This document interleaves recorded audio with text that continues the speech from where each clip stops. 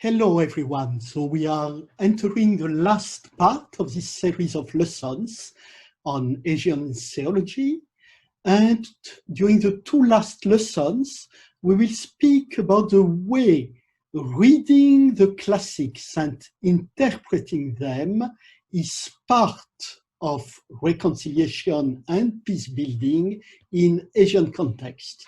So it will be also a way of summing up many things we have been speaking about, and we will see that referring to the tradition, developing new hermeneutics, inventive way of reading, and making communities of believers or communities of people who are opposed in one way or another connect through dialogue and interpretation of text is one and the same endeavor.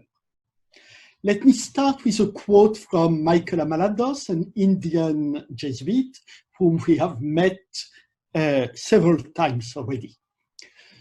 He says, when we compare metacosmic religion, we tend to do so from the outside, in the manner of scholars doing comparative religion. Or we look at other religion from the vantage point of the missionaries. But we can think of another standpoint from within. For me, an Indian Christian, Hinduism is not an other religion as it is for a foreign missionary. It is the religion of my ancestors. God has spoken to my ancestors through it. It's part of my tradition. I have my roots in it. I have two roots, Hinduism and Christianity. I will not fully find myself till I can discover and integrate the riches both these traditions have given to me. I am not anymore looking at Hindu scriptures, symbols and rituals from the outside, but from within, as mine. I cannot have my feet into both at the same time. I will have to find a personal integration. Being a Christian, my integration of other religious elements will be around my experience of Jesus. I do not reject Christian historical tradition, but I will have to see that the Christian and Hindu traditions interact within me and within my community in a creative manner. I will be not only an Indian Christian, but an Hindu Christian, my main identity being Christian. What I say here about Hinduism, in my own personal case, can be applied by others to Buddhism, Islam, tribal, Dalit, or other religions, depending on where their roots are. So we see a path, which is first an intra-dialogue, which is already sketched. So in this lesson, I will develop two examples of such a way of making traditions and the classics that come from really interact at the deepest. One will come from the reading of Korean Minjong theology of the people. The other will have to do with the reading of Bible in the Chinese context. Let us start with Korea. The Minjong theology has provided East Asia with an example of the importance of language issues in the crafting of the mission. Korean Minjong theology pioneered extra-textual hermeneutics, insisting on popular rituals and expression of feelings as a source of inspiration. Though classics actually might be extended, the way we perform rituals is somehow a reading of the classics already, that have inspired those rituals and that we interpret anew in the way we read those rituals. And of special importance in the Korean context has been the stress put on kut, a shaman-like rite that makes the community as a whole gathering, resurrecting, and offering. Much writing also has been devoted to Ran, the dominant popular feeling arising from the experience of oppression. Well, maybe Minjong theology is not as vibrant as it was 20 years ago, but it still provides a set of questions for East Asian Christianity as a whole. Indeed, as we say, so the linguistic and cultural rooting of Christianity is a multivalent endeavor. It requires one to remain open to the plurality of experience as translated into different linguistic or ritual forms. So we need to have a closer look at the ambivalence of Chinese classics for enriching biblical exegesis. And we know that the individual narrations of the spiritual experiences undergone in East Asian context challenge Western category of the spiritual of mystic path. We have had hints at those things already. And Buddhist and Taoist scripture obey hermeneutic models that challenge the usual categorization of theological discourse. So we are always moving from one form of discourse to another. What does it mean in Korea? Let us start with the concept of Han in Chinese, but that has a very specific meaning in Korean. It connotes, says Chang Hee-son, a tree with roots stretching very deeply into the earth. As Son writes, Han is used to describe the heart of a person, of people who have endured, are enduring affliction. But the pains of wounds and scars are not always apparent and visible, because they are the kinds that occur deep within the essence, core being or heart of a person. So Han connotes a mind of a heart's affliction and struggle with a deep emotional or spiritual pain, which either poisons the entire being or ends up nourishing the person. Some specific or similar feelings could be found in the Psalms in the Bible, for instance. The way we deal with resentment, affliction, extremely deep pain, and speak to God from those feelings. And those feelings kill us or transform us for action. Another Korean theologian, Jae-Hoon Lee, provides a psychological understanding of the nature of Han. He dialogues between Korean culture and psychological work of the Jungen or Kleinen schools. He speaks of three different manifestations of Han. One Han is based on aggression and has the energy to lash out. I would say aggressive anger. Hu Han is nihilistic woundedness, a full collapsing on oneself, empty, destructive, self-destruction, we would say. And Jonghan has two variations, immature and mature. Immature Jonghan is resigned, depressive, that could lead to mental illness, despair, disengagement. Mature, it is a healing manifestation of Han that Lee analogizes to agape, when hate under the action of love of God can become the love of God as a transforming force in the universe. So those kind of works, there are others I quote here, are of great importance for understanding Han. For Park, for instance, Han is a multifaceted abyss of pain, a wounded heart, the residue of violence unleashed on the innocence.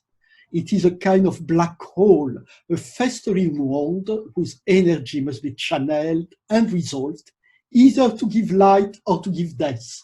We come back to the ambivalence of violence or the power of water we were speaking about in our first lesson. Joe quotes the work of Wanzhong Han. Han is a sense of unresolved resentment against injustices suffered, a sense of helplessness because of overwhelming odds against one's feeling of total abandonment, a feeling of acute pain and sorrow in one's guts and bowels. Pay attention to the extremely bodily expression of those Korean theologians, very close again from the way the psalmist in the Bible speaks. My heart, my stomach, my members, my head, my mouth, my nose, all the members of the limbs of the body are quoted as suffering or rejoicing in the Psalms. We speak to God and we experience the action of God within it through our body. Finally, Han roots tap into the depths of suffering in Korean history. In Christianizing the history, Ham has described Korea as the queen of suffering. He writes, this land, these people, events big and small, politics, religion, art and thought, all that is Korean bespeaks suffering. It is a fact, however shameful and painful. Not only was the Korean peninsula subject to centuries of invasion and pillaging, but also there were internal causes of harm. One of them is the suffering of women during the long history of the Korean peninsula. We have had Korean women theologians taking an especially active role in Asian theologies during the last decade. After the Yi Dynasty adoption of Neo-Confucianism, Korean women became subordinated to their father, their husband, their eldest son. In addition to this internal structure, there were external structure, and of course, the way Japanese pressed tens of thousands of Korean women into sex slavery. As Chung Kyung-kung has pointed out, the experience of Korean women became the very embodiment of Han. She called them the Han of the Han, and the Minjong within the Minjong, the people within the people. Chung has pointed out that the Han of women is most severe and mostly overlooked. The Han of women is so pervasive that some have argued that Han should be applied almost exclusively to the woundedness of women. We get here to a new element in the way Asian theologies go forward.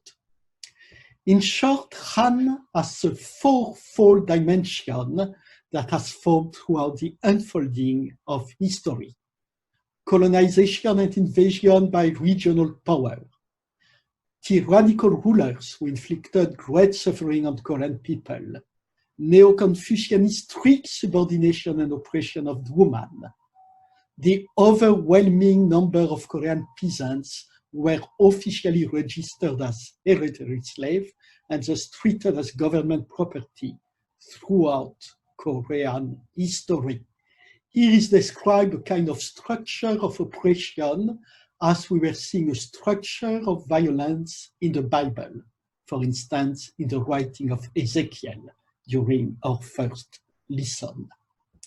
We can see this ambivalence of feelings in this poem by Kim Chi-ra, which I have a poet who I quote already before, and that mix, I would say, classical themes of Asian poetry with feelings of the people.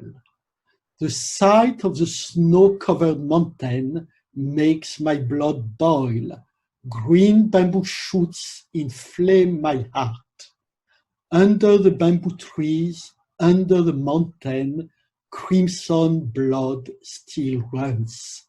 Note the contrast between this everlasting image of peace, the mountain covered with snow, and the underlying reality that makes the poet cry, express his wrath.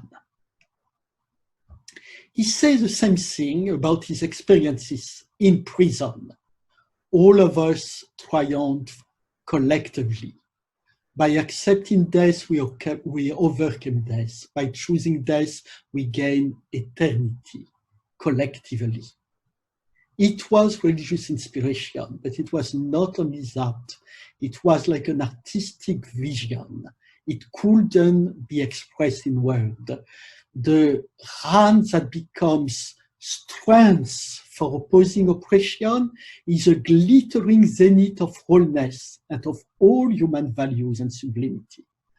in prison, I began to feel as if I were in touch with the mystery of the spirit. Religious asceticism and revolutionary action, the works of Jesus, the struggle of the peasant armies, a yearning for the communal life of early Christianity, a deep affection for the long, valiant resistance of the Korean people. These, says Kim Chi-ra, are the elements from which the Han that could be a vector of self-destruction and of hatred becomes a participation in the kenosis of Christ and then a factor of liberation. He describes a number of liberation movements, but he doesn't amalgamate them. He says, finally, some of these movements and doctrines combine and coalesce. Others clash in mighty confrontation. But still, they are all part of the same strive towards history of denying oneself for the community to which one belongs and arriving to a liberation of both body and spirit. So our parcours within Minjung theology and the interpretation of Han help us to understand something basic.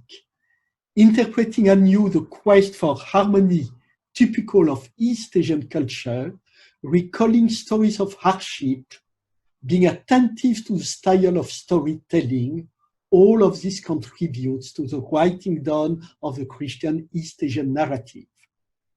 The appropriation of Christianity by East Asian languages is not lexicographic endeavor.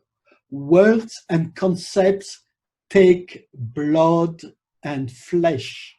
The word became flesh within the flow of a story told in many tongues. So our second examples of reading of tradition that becomes a force for change and reconciliation has to do with biblical hermeneutic in Chinese context. I will do part of it in this lesson and will draw conclusions for our two examples, but as this example is very rich, I will continue it in another session during the next lesson. We will speak from the 1918, which is the date, as we know, of the publication of first really influential and authoritative Protestant tradition of the Bible, the Mandarin Union version, Hermeneutical, so published in 1918. And in 1929, 10 years after its release, this Hermeneutical had already sold 1 million copies of its New Testament translation. And there were also many copies of its Wenli version, which was a kind of half literary version, and so on and so on, and other versions, of course. The Catholic Studium Biblicum version sold 4-5 million copies in mainland China from 1993 to 2018, and so on and so on.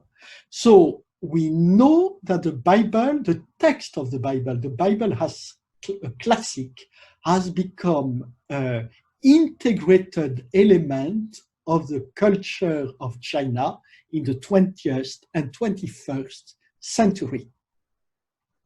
The 1919 publication of Hermeneutical is a milestone for assessing the impact of the biblical text upon Chinese society and culture. Zhou Zuozhen, among other intellectuals, praised its literary quality and says that it will help the reform of Chinese language and literature. China today has been shaped by 2 centuries of Bible translation and by an even longer period of Christian propagation rooted into biblical narrative from the end of the 16th century onward. But this impact has been circuitous, ambiguous, and of course, controversial. It started actually, its first public manifestation in the 19th century is very ambiguous because it is a pamphlet, the 全是良言, good word for exhortage, by Liang Fa, though a Chinese who became a convert. And he uses a biblical translation that was extremely formative of Hong Xiuquan, the future leader of the Taiping Rebellion. The biblical readings of the rebel leaders inspired his vision of the coming of the heavenly kingdom. They helped him to make sense of his vision, validated his mission, and provided him with a moral and legal code. Though there was a kind of ambiguity in the way some early Chinese translations started to impact Chinese history.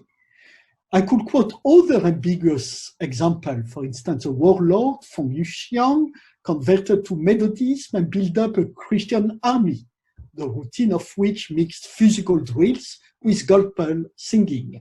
Another general, Chang Zhejiang, provides us with another example of a leader engaged in spreading the Bible among soldiers. And everyone knows the support of Jiang Jieshi, Chiang Kai-shek, for the translation of the Psalms underwent by the Catholic scholar Wu Jingxiong. Okay. Actually, Catholics were often much more cautious, as it is known, as when it comes to the translation of the Bible, for many reasons. But it's interesting, for instance, to see how Chinese Catholics themselves in the 20s and 30s still prefer high literary Chinese to popular translation. Wu Jingxiong, but also Ma Xiangduo, anchoring the biblical text into traditional Chinese culture through linguistic transposition was seen by them as their most important national and Christian duty. Not propagation at any cost, but meeting biblical text and Chinese traditional culture meet in depth. Let us see also that the story that most influenced the historical narrative proper to Sun Yat-sen seems to have been the one of Moses. The departure from Egypt, the crossing of the Red Sea, constituted the paradigm of the national revolution. When Sun Yat-sen felt disappointed by the outcomes of Xinhai Revolution, he compared the aftermath of the revolution to the 40 years in the desert. And we can remind other thinkers as well. Some of them, for instance, think about Samson's behavior for explaining why there were so many historical trials in China. So the Bible became a tool for many for explaining what was happening in China, the spiritual roots of the situation, even if explanations were differing very much from one thinker to another. Biblical readings were also inspiring attempts at saving the nation. The theologian Wu Lechuan makes the kingdom of God a blueprint of socio-economic reform, starting with the one of property. Sometimes the figure of Jesus himself was inspiring or even having a redeeming effect. I spoke already of this famous article of Chen Duxiu, who writes about Jesus crossing through the door of Jesus himself. We should internalize, make our own the great characteristic of Jesus, and his profound concern for humanity. However, for most theologians and Christian teachers, the social inspiration from the Bible was inseparable from the lesson it was conveying on self-cultivation. The common point of all varying biblical hermeneutics in the 30s was regeneration of self, starting from self, after that society, and after nation. And it starts with moral cultivation. Okay. Moral cultivation is exactly what Chinese classics are providing. So somehow the Bible was becoming a Chinese classic as far as it was providing a tool for moral cultivation that becomes, after that, a vector for national regeneration. The Bible was conveying lessons akin to the ones stressed by Chinese classic teaching, and was thus asserting its place as the classic per excellence. But you had first to understand the Bible according to the kind of lessons that Chinese classics were providing for their readers. So, which means that the social gospel that was coming from America was challenged by other exegetical trends, which oppose theological modernist and foreign mission flavor. Wang Mingdao, one of the most prominent evangelists, used to call the social gospel fake medicine. Shanghai became the hotbed of an indigenous church infused with both Christian nationalism and evangelical undertones. Yu Tzudu, another one, a woman from Shanghai, woman preacher, organized preaching session in the northeast of the center. A literal interpretation of the Bible and emphasis on divine inspiration gave new power to ordinary believers. Chinese believers were appropriating the Bible both as a tool for inner reform and for national regeneration. And of course, those ordinary believers at the same time were challenging the hierarchical order and the ways of proceedings on which the religious establishment was relying. Bible reading, though, was not confined to the search for new and inspiring narrative. It was part of a debate on what could be labeled literary ethics, or humanism, new humanism for the Chinese time. Zhou Zhozhen promoted a humanistic thinking that stressed healthy self-appreciation. Quoting the commandment, "You shall love your neighbor as yourself," Zhou notes that loving others without first loving oneself is impossible. The modern humanism he wanted to build did not borrow to Confucianism, but to Tolstoy and the Bible, for instance. So there were attempts in China to build up a kind of humanism that were somehow transcending the Chinese tradition and anchoring Chinese humanism into a global, a universal worldview. So we see the diversity of Chinese hermeneutics when it comes to the text of the Bible, but we see at the same time how deeply and in different directions the biblical text became part of the quest of the Chinese people for its destiny from the beginning of the 20th century onwards. Another theme that will come strongly from the Sino-Japanese War onwards was the one of kenosis, of a god divested from his own divinity. It became a dominant feature of Chinese Christian historical impression. And as I say, from the Chinese Sino-Japanese War, and after that, from the 1950s onwards, till the end of the Cultural Revolution. One can think, for instance, of the famous evangelist Ni Tuoshang, Watchman Lee, the leader of the Christian Assembly, a symbol of the kenotic trials underwent by Chinese Christianity.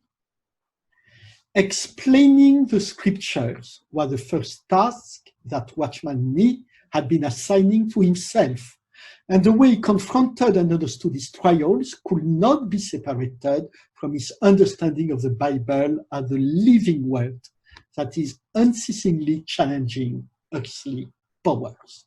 So through the course of Chinese history, biblical hermeneutic has been unceasingly enriched and transformed. But again, we see from the 15th onwards a stress on kenosis. But if biblical narrative were associated with experience of kenosis, Martin Dodd, they could also be used in order to nurture and justify the new course taken by national rejuvenation. So Watchman Nee can be contrasted with Bishop Ding Guangxun. For Ding, the radical nature of the political change required an equally radical change in structure and way of thinking. The numerous publications of Ding make ample use of biblical quotation, be it for asserting that loving one's nation is a cardinal virtue, or for stating that both Chinese classics and the Bible consider that goodness is inscribed into man's nature. As to the theme of the cosmic Christ developed by Ding in his post-1978 writings, it is marked by references to the later Pauline letters.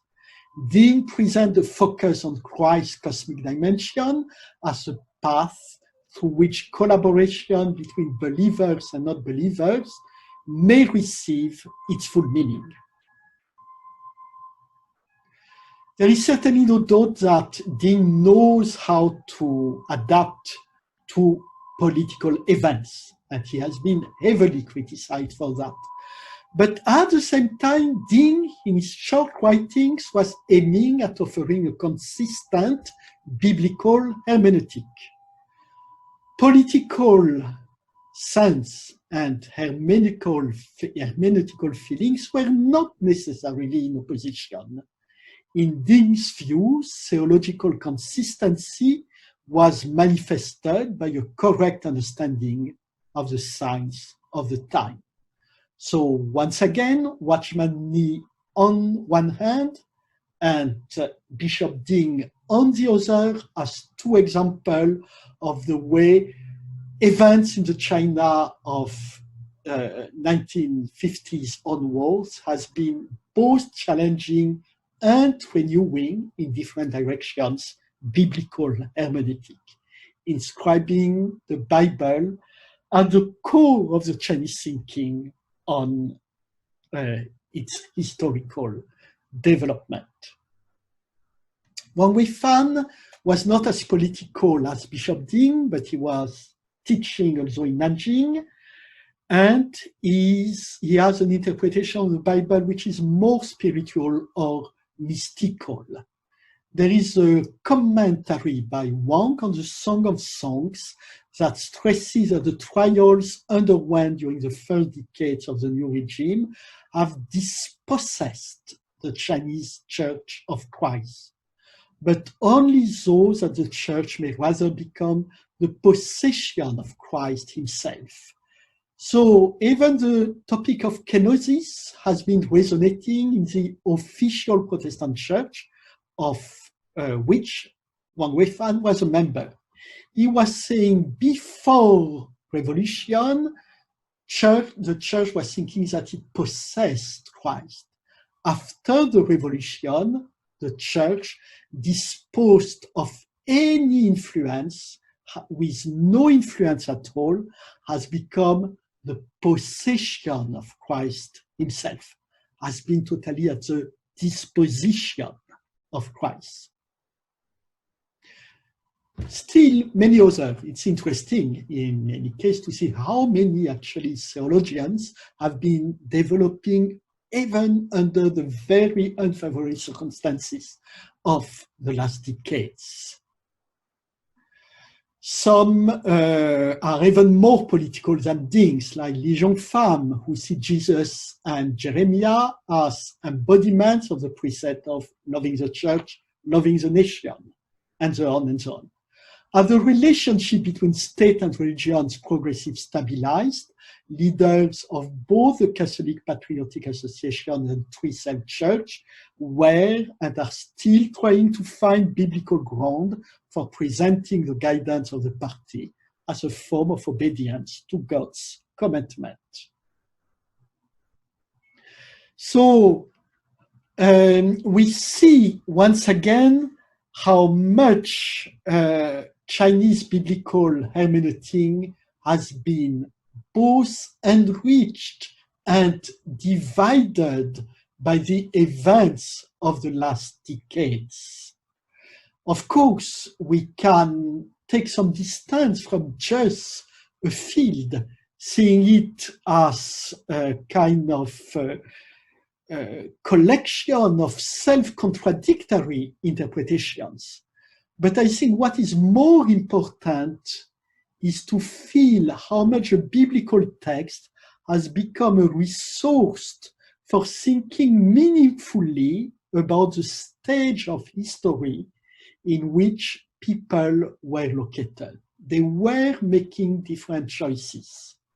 But we need distance to see how those choices somehow were covering a field of possibilities, maybe looked at opposite at the time they were taking place, but will be seen his history as complementary, as showing the way the church was muddling through, so as to make biblical inspiration a resource for entering into the felt reality, both historical and cultural, sociological and spiritual, of Chinese reality. So you can say, and it is important to feel that through their biblical endeavors, Chinese Christians from the beginning of the 20th century onwards have really become part of Chinese history and of the shaping of Chinese culture. So let us try to think about what we have been seeing today. Through these two examples, Minzhong theology and the Chinese reading of the Bible, hermeneutical endeavor, the way of reading one's tradition and text, appear both as a battlefield, but also as a space in which a language is invented, a language that works as a commonality through which different traditions and worldviews are able not to find, but rather to create common ground. And the most important word here is indeed to create. The Bible creates its own interpretations. Or more exactly, the readers of the Bibles are able to find in its text insights that connect with the one of their tradition and create new cultural resources in which they are called, through which they are called to fulfill the mission they feel inscribed within them. Sometimes the one of martyr, as Kim Chi-ha, who goes to prison and finds a kind of liberation in that kind of experience. Sometimes it is bridge builders that have to make concession, but try to make insights of the Bible akin to the signs of the time in history. Sometimes it is as observers who are able from a distance to feel the larger currents of history. Sometimes simply as ordinary believers that need day after day to listen to the word of God in their setting. So you see, Asian theology is not crafted only by theologians. It is crafted by witnesses, as it was also the case actually for the first Christian theology of the first century, that was built up not by armchair thinkers, but by martyrs and confessors of the faith, by people engaged in the city and in the struggles of their time. So Asian theology is made by all of this, by all the resources that come not by the fact of writing a treatise in your university office, but by the fact of participating in events, praying and thinking about them, and letting traces, letters, short articles, artworks, and so on, that will slowly, step by step, develop into a resource appropriated by the whole of their community. Next time, we will continue this investigation into hermeneutics and reconciliation, and we'll draw some general conclusion at the end of the series. So, see you soon.